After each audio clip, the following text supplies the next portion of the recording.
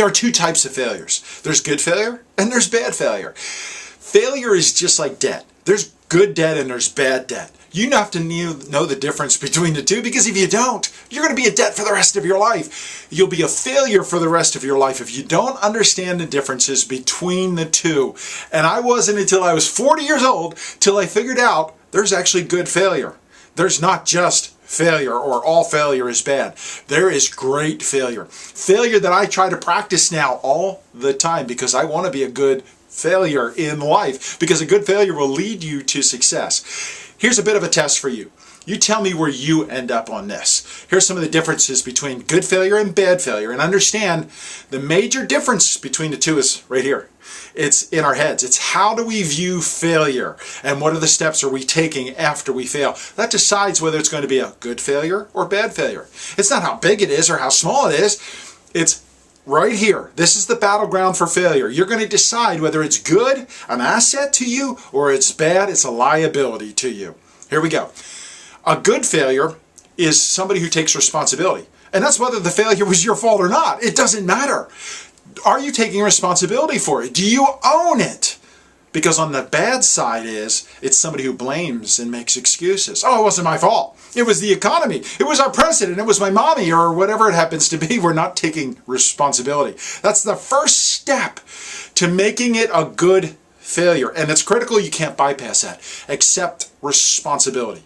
Number two is, on the failure, do I understand and learn from it? Specifically, not just generically.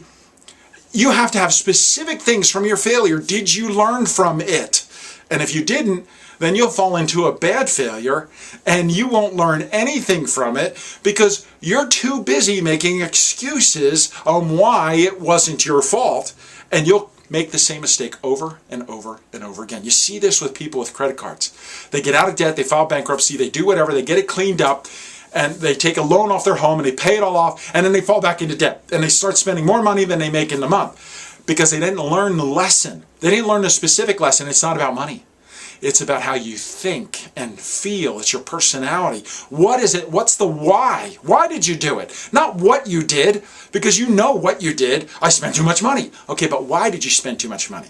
That's the specific. That's step number two. What did you learn? Specifically, why did you make the mistake? What is it about you that weakness is that you have to fix and close up? That's number two. Number three is, now that you have information, you have knowledge for good failure, is how are you going to now set a new plan? What is the action you're going to take? Bad failure is you're just going to keep making the same action, or worse yet, you're going to quit. And this is where the majority of people end up. They actually quit and make an excuse and start something brand new, starting over, because the other thing was impossible to do, because they didn't take a new action with a new plan based on the new intel of the specific reason they failed. They didn't make wiser decisions. They just made foolish decisions. And number four, please don't pass this one.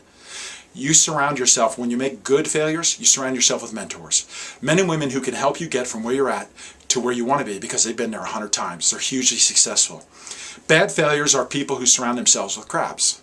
People who take and only care about themselves, and people who make excuses and blame. When you look at that list, be honest with yourself. Where do you fall? For me, I have to understand that success is occasional, which means success happens occasionally. And success rarely teaches you anything. So I want to practice failure. I want to practice good failure. Today, start practicing good failure and watch how it does to build the equity into your life. My name is Ed Carcarey, and I'd love to connect with you. You can find me at edcarcarey.com. Find your passion. Find your life.